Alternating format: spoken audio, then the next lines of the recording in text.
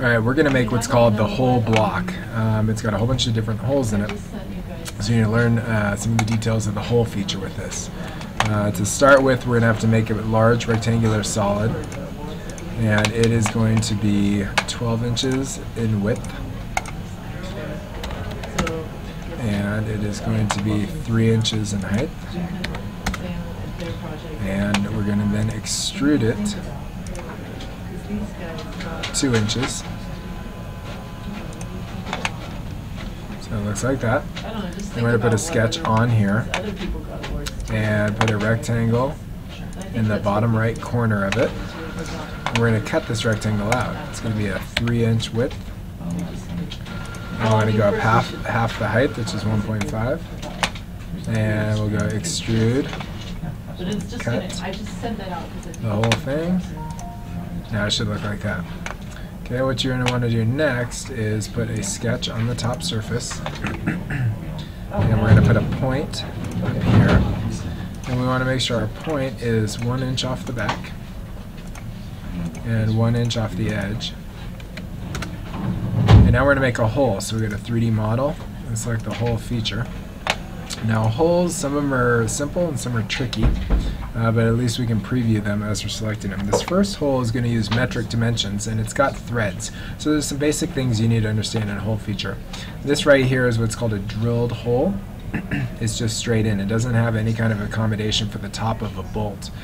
This is what's called a countersunk hole, which it does have a large opening at the top, so if you put a bolt down into it, the head of the bolt can sit there. That's Counterbore. This is called spot. It's called spot face. We are not going to use it, but this is countersunk right here. And for a countersunk hole, it's similar to the counterbore, except it comes down at a slant, so you'll have an angle associated with it. But has an opening for like a screw to sit down in. The other things you're going to have to look at are down here. You have simple holes, and the other one we're going to use today is what's called tapped holes. Tapped holes have threads on them. So this first one's going to be a drilled hole that has threads. So it's going to be a drilled hole and a tapped hole. Now choosing this, we get some options on the different types of threads we're going to use. The two that we're going to use for this activity are going to be the ANSI unified and the ANSI metric, where unified is using inches and metric's using millimeters. Okay, so for this first hole, we're going to be making a metric hole. It's going to be a size 10 metric hole. And you're going to find that it's the 10 times 0.75. That's dictating the size of this hole, so you can see it adjusting. And it's a class 6H. And this hole is going to go all the way through. So instead of specifying a distance, I'm going to keep it at through all. And I can see that hole is going all the way through the part that I'm making. And we'll just hit OK. So that is now hole 1. Now you notice I can't see the preview anymore, so I'm going to come up to material and I'm going to change it to something clear, so that as I'm making these holes, I can then see in there to verify that they're coming out the way I want. So we'll go blue clear. Okay, so there is my first hole. And you can see the threads on it. Alright, hole number 2. We'll go to sketch, put a sketch on this top surface. We're going to put a point. Again, I'm just going to put it right there. And we want to make sure it's 1 inch off the top. And we want it to be 1 inch off of this center point. Alright, and now we'll go back to hole. And the notes for this second hole tell me that it is a 0.5 diameter and a 0.75 depth. This doesn't say anything about threads, so I'm not going to use tapped hole. I'm going to come back over to simple hole because there's no threads on it. And it's not going to be through all. It's going to have a defined distance, so I'm going to choose that. And I know my diameter is supposed to be 0.5, and I know my depth is supposed to be 0.75 based on the hole notes, and it does end with a tip. You get the option of tip or a flat finish, and we do want the tip right here, so I'll just say OK. And that's hole number 2. Hole number 3 is just as easy as number 2. I want you to go ahead and plug in the dimensions for hole number 3, which are a diameter of 0.875 and a depth of 1.5. Do that and then continue the video. Alright, as specified on the drawing file sheet that I handed out, the diameter of that third hole was 0.875 with a depth of 1.5, and you'll see it right here in the preview. It also did not have a tip finish, it had a flat bottom, so we'll just click that and then we'll create that hole.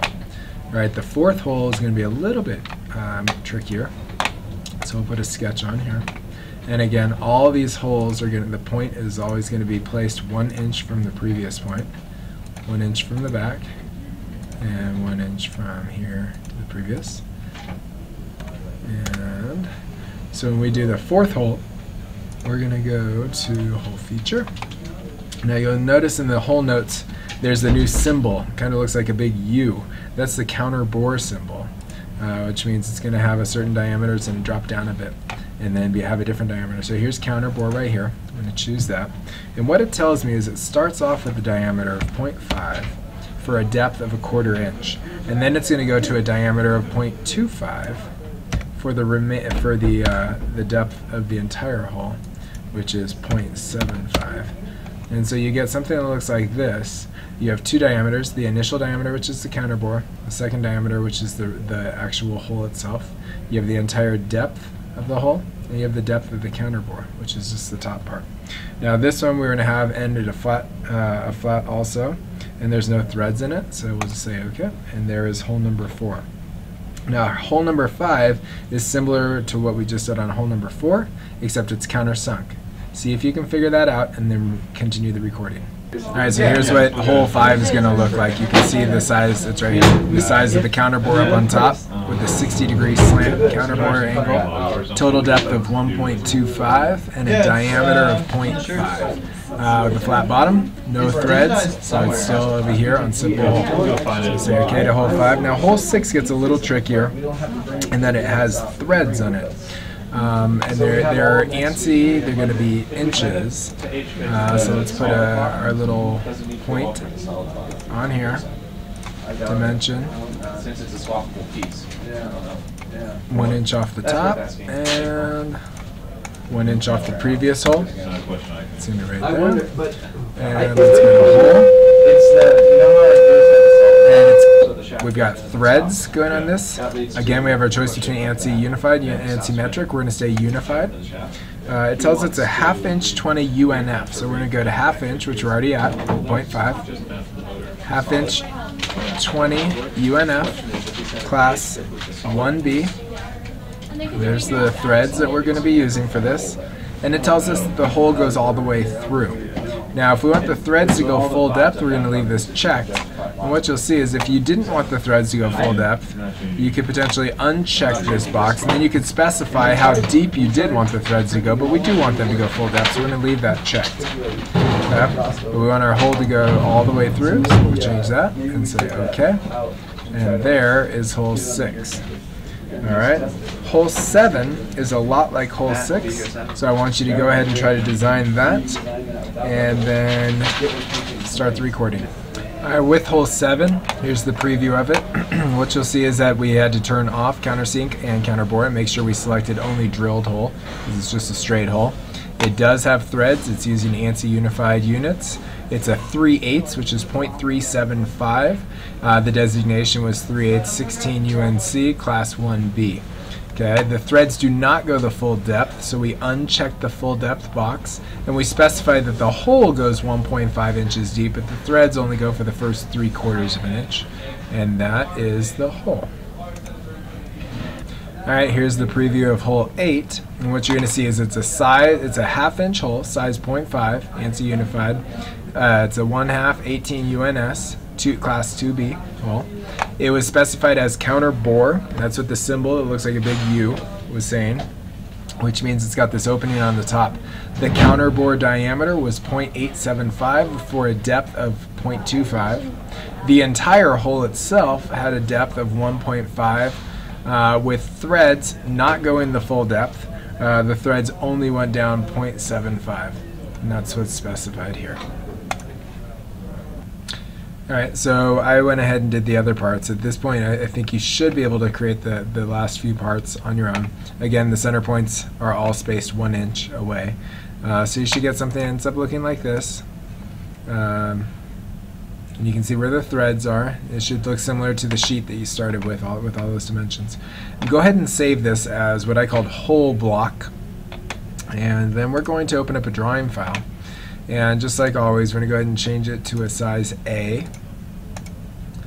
And say OK. And then the title block, which we would prefer to have the space, we're just going to delete the title block.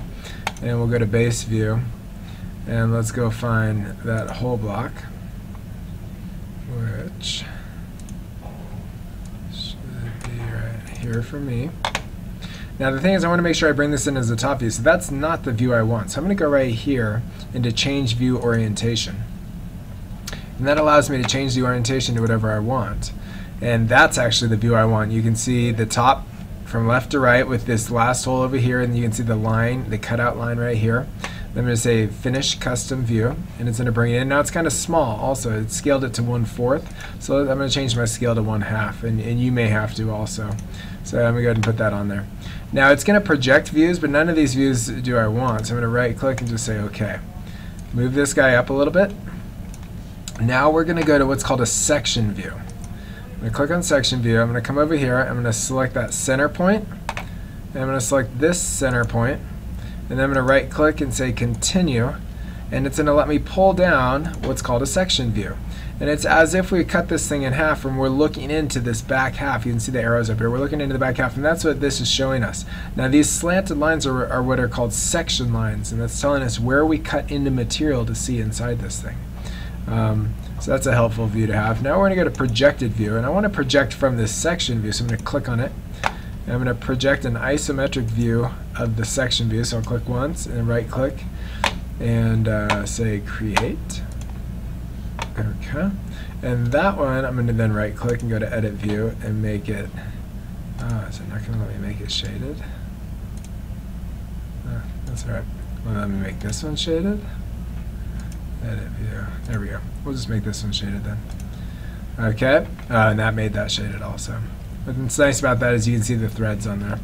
Okay, and then we only have one more step and we're done with this. So we'll go to annotate. We're going to go to what's called hole and thread note. And I'll just click on it, and then I just click on the outside of my hole, and when I put those on there, it gives me all the notes for those specific holes.